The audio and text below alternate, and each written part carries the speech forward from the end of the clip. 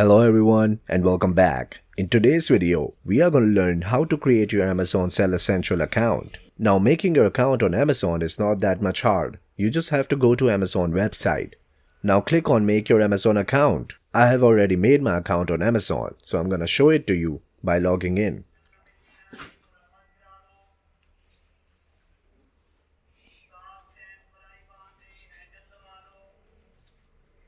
And here I am in my Amazon account. From here, I can see my orders.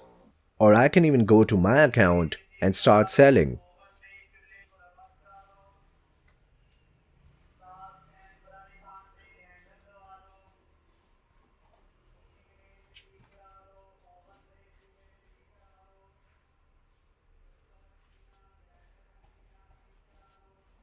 And there you go. From here you can see my orders, which I haven't placed any yet.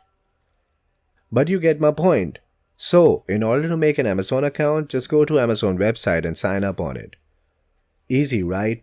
If you found value in this video, don't forget to subscribe.